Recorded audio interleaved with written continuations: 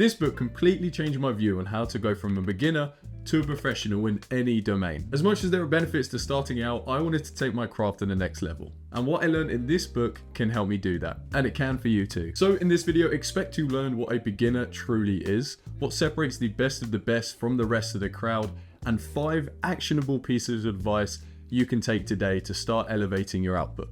Stay tuned. First of all, let's talk about what an amateur is. An amateur is defined by Pressfield as someone who is yet to commit to following their dreams. It's someone that allows the pain and the struggle of chasing your goals to hold them back, and instead they live in what's easy and comfortable and safe. Ultimately, an amateur allows these 3 barriers to hold them back from becoming professional. Number 1, fear. Following your dreams is scary, and not just because you may fail, but also when you start down this path, there is no turning back. Once you found your route in life, you know that any other direction will not be enough. And that's a scary thought. For me, I know the path that I want to follow is a scary one. The idea of building and creating something of your own leaves you vulnerable. You don't have the safety net of job security like you do from working for someone else, and that is very scary. But I don't want this fear to hold me back. I know that this path is going to be the most rewarding and purpose-driven path I can take, and therefore I'm going to keep going. And that acceptance of the fear is essential to keep moving in the right direction. Otherwise, you're going to easily get sidetracked and lose your way. Number 2, resistance. There is so much resistance in moving away from the norm and doing what you feel like you want to be doing. There's judgment from other people, but there's also a resistance from yourself. Because achieving mastery and moving in your own direction means that you have to be honest with yourself. You have to face up to the parts of you that are holding you back in order to achieve mastery. That is something I recently made a video on, so feel free to check that out after this one. Pushing through that resistance and seeing it as a sign you're moving in the right direction is essential for staying motivated and staying driven when the going gets tough. Number 3, distraction. There are so many distractions in the modern day that numb the pain of not following our dreams. And I'm not just talking about social media or materialism. I'm talking about what Pressfield referred to as a shadow career. This is the idea that people will pursue a path they know deep down is not for them because it promises comfort and safety and security. They will find a job that they don't have to exert themselves in, that allows them to go on holiday once or twice a year, and it gives them a great pension because it's comfortable. However, it's when you move out of this comfort zone and you really push yourself to the limits is where you find out what you're made of.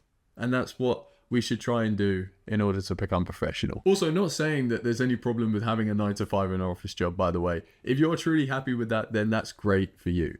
But this video isn't for those people. This video is for the people who are not content with that lifestyle and want to branch out. Being an amateur is not a bad thing.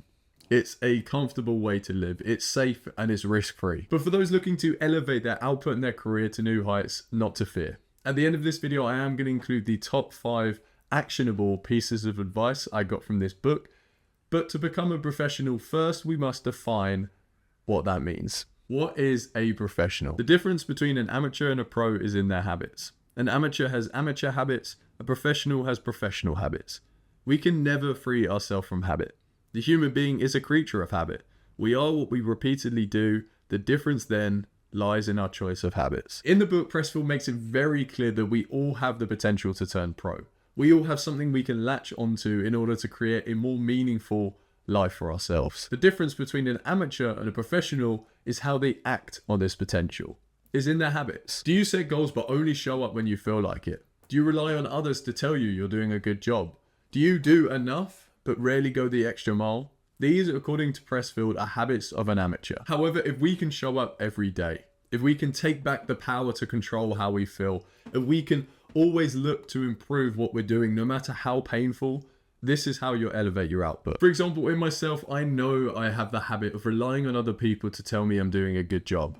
I seek their appraisal, and that's what keeps me motivated. It wasn't until I confronted this negative habit of mine and actively pushed against it was I able to stay motivated without reward. And since I've been able to shift my focus away from external rewards and more on what I can control, I've found so much more motivation and drive to keep pushing, even when I don't get likes and views and subscribers. That being said, feel free to subscribe and leave a like. That would be greatly appreciated. So let's summarize really quickly. An amateur is someone who doesn't commit and allows themselves to be ruled by fear, resistance, and distractions. A pro, on the other hand, is someone who is fully committed, who is focusing on mastering their skill as opposed to external rewards. So how do we make that change? Well, here are the top 5 practices to go from beginner to pro. Number 1, a professional always has intention. Always knowing what you're working towards and what steps you need to take to get there is essential to getting to your destination.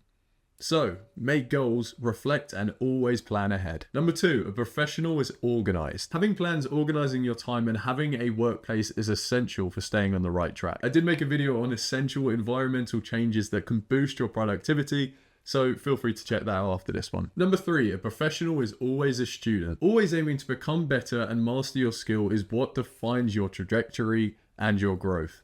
So analyze your mistakes, develop your strengths, and always look to improve. Number 4, a professional commits. Following your passion is hard. Times of stress, discomfort, and boredom will come, but a true professional doesn't give up. A true professional pushes through the pain. And finally, number 5, a professional is honest. A professional is honest about the work that they need to do that they're putting off, but they're also honest about their limits when they've reached a point where they need to have a break or get help from someone. I've tried to live by these 5 mantras as a way to ensure I'm always moving in the right direction. It's been really helpful, and I hope it can for you too. According to Pressfield, becoming a professional is simply a change in the small habits we do every single day, and I have to agree. It seems that our likelihood of success really lies in our habits, and I did actually make a video on the negative side of this, about something I call pseudo-productivity. This cycle has led millions of well-intentioned people to waste their time and hold themselves back from achieving their dreams. So in this video, I outlined how we can spot it in ourselves and the steps we can take to avoid this. So feel free to check it out right here. And I hope you enjoyed this video. If you did, feel free to like and subscribe. It would be greatly appreciated. And aside from that, have a lovely day. Bye bye.